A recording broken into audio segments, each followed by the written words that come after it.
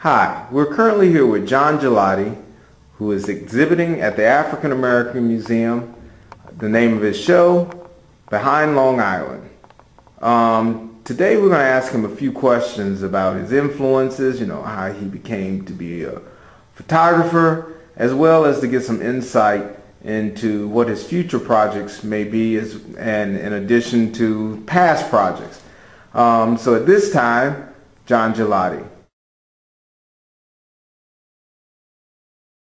Tell us about how you became an artist, or was this something you decided about early in your life, that this is what you wanted to always aspire to do, or is this something that you kind of grew into?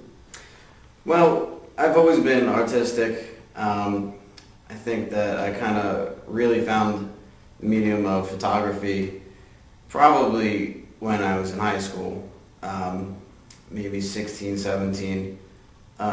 Prior to that, I had a little snapshot that I would use, and I could maybe be using it as early back as maybe when I was 8. I would photograph my dog, I would go outside and photograph strangers and anything I really could. And then one of the things I would do that's related to my work nowadays is I made a lot of collages. We were using print film. So I'd go and I'd get my prints and I'd cut them out, put them together.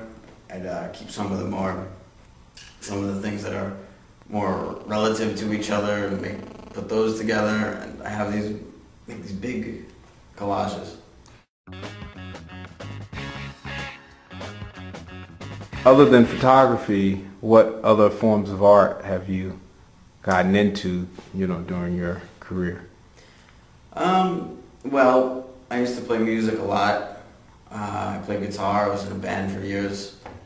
Tell us, specifically, some of your influences, once you begin your formal education. I would say a lot of my influences were musical rather than the arts. But there's been a few obscure influences that I've had.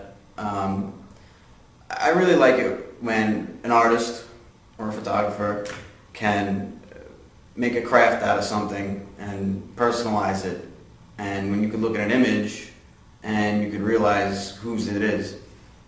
I especially like a lot of series, when people do series and they really explore something.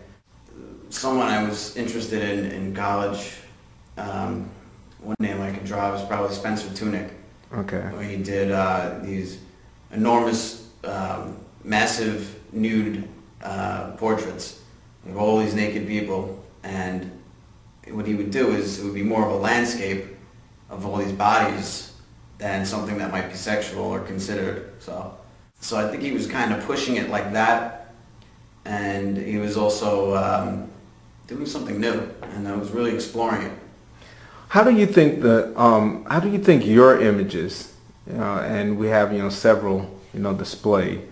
How do you think your images kind of play off the concept of beauty versus composition versus I guess the expectation of a type of landscape when most people perceive landscapes to be, again, land and sky?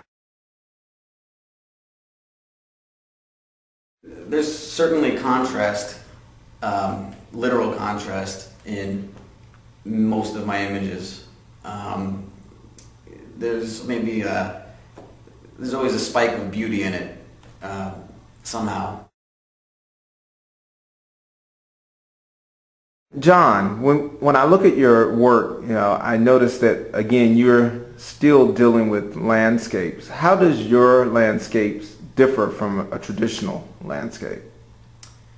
Well, in several ways. To me, if you want to take my sump picture to use as a talking point, its overall shape is